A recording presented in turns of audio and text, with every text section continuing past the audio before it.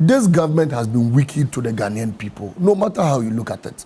They have stolen, they have mismanaged the economy, they've led us into a ditch, and they still have the effrontery to still speak and tease us in our faces. And then you come before us again and you come to joke with us and think, Ghanaians were going to forgive you for all the things you were doing. And so, Roland, Operation Return All the Loot, I'm passionate about it. I feel people must be held accountable, and not just persons from the MPP, but even persons from the NDC who decide to misappropriate funds. If President Mahama appoints you, and let me sound that caution, and you come into office and you loot, we would bring you out of your office and hold you accountable. We will let the laws deal with you. President Mahama has said it, and we'll rehash it. This is not a man who is going to tolerate a single iota of corruption under his government. President Mahama will never be called the mother serpent of corruption. He's going to fight corruption, he's going to face it head on, and he's demonstrated that before, and he will repeat it. If you know you are coming to work under President Mahama's administration, and the intention is to come and loot, create loot and share, then please, you better wait. That administration has passed. It's about leaving office. You better wait for maybe after 50 years, when some of President Mahama and the NDC government, maybe we are tired of governance, then you can come and start looting. But if you think you can come and loot under President Mahama's administration, then forget it. Because if you joke, Oral will deal with you like it's going to deal with the MPP appointees. It will deal with you, and yours will be worse, because we need to use you to set an example to the Ghanaian people that John Mahama is coming to develop the country, John Mahama is coming to progress the economy, John Mahama is coming to transform Ghana, and John Mahama is the man going to take us to the promised land, because he's the chosen one by the Most High God. You seem to have put a lot of responsibility on yourself. Yes. Okay. It also means that you know the internet never forgets. That's right. Okay. So if there should be a scandal on you in government, what do you think will happen? Oral should take its course. If there should be any scandal on me in government, Oral should take its course. I'm not above the law. If anyone should try, then if you are not investigated, you cannot be vindicated. President Mahama for 4 years, President Mahama for 8 years, out of office, was standing trial. This government took him into the witness box. They tried him for a very wasteful Airbus scandal, tried him for this, tried him for that. At a point I said, sir, you can't allow these people to be misusing you carelessly. He said, no, I need to stand trial. I need to prove to the Ghanaian people that I'm innocent. I need to prove to them that I, John Dramani Mahama, I have never been corrupt and I'll never be corrupt. He was vindicated. At the end of the day, all crimes that were leveled against him, he was vindicated. President Mahama became a hero and was celebrated in this country. And so if anybody should come out from anywhere to say, Malik Basintale is corrupt, Malik is this, and they say I should stand trial, I would come and stand trial. If you investigate me and I'm vindicated, fine, because I know in my heart that I'll be clean, and I know John Mahama's administration would be pure and clean, because we are coming to work, we are coming to do what we promised, we are coming to take us to a next level, and we are coming to work for the youth of this country. And so, Roland, even you, if tomorrow they say you are corrupt, you will stand trial, you know that. If they say your cameramen are corrupt, you will stand trial. You agree that if they say you are corrupt, Oral should take his course on you too. Do you agree? Of course. Absolutely. So we are on the same page. You seem to have had a knack during the campaign to have endeared yourself to young people. And that also reflected in the following you got. So I witnessed a certain pattern where the top or some MPs or some constituencies, the campaign was a bit weak. You went there for reinforcement. That's right. Why did you seem to have targeted Chinia? Chinia was not a target. It was not a direct target. I'm asking this because you even, apart from having a face-off with him on television, that's right, I think 2 or 3 times right here in Accra, yes, you even traced him to his constituency to go and campaign for the NDC candidate. That's right. Subsequently, he lost his seat. That's right. That's why I'm asking, why is that you seem to have targeted Chinia? He wasn't a direct target. Corruption was my target, not Chinia. And so if Chinia was shredded in corruption, then he also became a target. Anyone who had done something corrupt, was a first target because we needed to sanitize the system. So Pius Enamajide, in the Austria saga, I went to his place twice. And I told the people, he was now promising to even take people to US. You Austria saga, we haven't finished dealing with you. You are now promising to take people to US. And you think such people should be in parliament. So we needed to go there, boot him out. Chinia, government lands in your own hometown. You have bought it, you are putting up a filling station, bought another government land, you are putting up a radio station. And so if President Mahama today wants to build a hospital, it means that we need to go and buy a private land. Do you know that? Because Chinia has taken all the government lands there. So we needed to go there to boot him out. Then we retrieve all the lands. And so he wasn't a target for me, even though he made so many comments. He said, President Mahama and myself and everybody could come there, he would defeat all of us.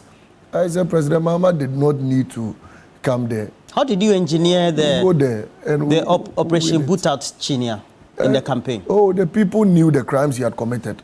The people knew that for 8 years he was smuggling fertilizer. And they knew that he was smuggling it on the back of donkeys. And the people said, we have suffered.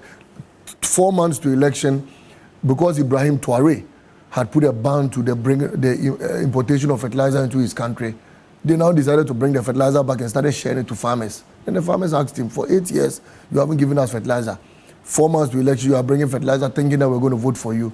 Oh, so we'll vote against you. I went to his community and his school in one of his major towns, needed only 50 chairs, 50 desks, 50. The community is called Chalu. You can call them and ask them, Chalu. 50 desks. Chalu community. Chalu community. They needed 50 desks. Chinia couldn't provide for them as an MP. When I got there, the people told me, I just did an appeal for fun, called few people and said, I beg you, help the people of Chalu. There and then, we provided 50 desks to the people of Chalu. We said it on live TV, my integrity on the line. And so, it was so sad that you come to Accra, you see him on TV, President Mahama has bought this, he has done this, shouting, and you can't provide 50 desks to your people in Chalu, and you think you should still be an MP. You know, they work like that. And so, Roland, I went to many communities where I felt that we needed to win the seats. In other communities where we had MPs, I just needed to go there. I mean, we needed to give them reassurance that the MPs were good. And many people said... Because I was just about to talk about Sojaman. Absolutely. You went there for reinforcement. I went to Sojaman because I needed to let the people understand why Mr. Thomas Ampem was the best for them and why they couldn't sell their color TV for black and white. And when I got there, the people themselves told me that the man goes around, Pius goes around promising visas. Goes around, will take you to America, take you to this. The people said their aim is not to go to America. Their aim is to get jobs and work in their country. Who does not want to be in his motherland? I've had many calls of people in America telling me, Malik, now President Mahama has come, we'll come back home and work. Now Ghana is a safe place to work. Everybody wants to work in his motherland. It's because times are hard and things are not well. That's why people always want to flee the country. And so if your major campaign promise is I'll take you to America, meanwhile, you are the CEO of YE, the highest employment agency of the land, and you cannot employ your people, and you are promising to take them to US, and you think people will just buy into such weak promises. And so it wasn't because Malik went there, it's because the people are discerning, and the people knew what was right, and they knew who they wanted to give power to, and they retained the very venerable, intelligent, highly competent, Honorable Thomas Ampem. They retained him, and Sisala is voted for a strong man, Mohamed Bataglia, who they believe is going to transform the fortunes of the economy, together with all other constituencies. You see the tsunami that happened. They voted against MPs, people who talk recklessly. You see, we've gone beyond a certain level of politics. With the greatest of respect to Mr. Katie Hammond, I watched him so many times on platforms, speaking to his people, and joking with people who are struggling. The people ask you what you've done for them, you insult this person, you see,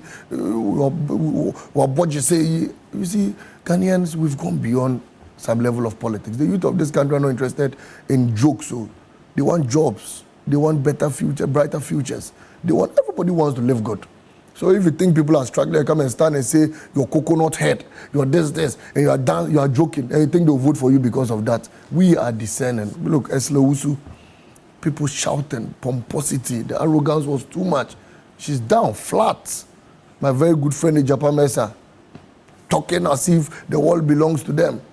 To some level of, please. Today you are down, flat. The whole western region, there was a tsunami. Upper East cleared all the seats. Upper West, 11-11. Many big people who we never thought were going to lose their seats. Anodom Pre and Sawama Doajere talks as if he was one of the people who said, "Who hand over power?" He said, "Don't hand over power today, don't hand over power tomorrow." They swear everything. Look, when I watched some of the MPP guys, and you see, Roland, let me just add this. We are discussing post-election, but let's address some of the pre-election issues. I watched some MPP guys have the effrontery to say, if NDC wins, I'll ban myself. That's Benjamin Jawapia. Oh my goodness. You know him, right? I know him. I saw a young man. I'm a young man. But you don't some put their testicles on the line. Somebody said if NDC wins, we should castrate them. I saw a pastor who said if NDC wins, ban my church.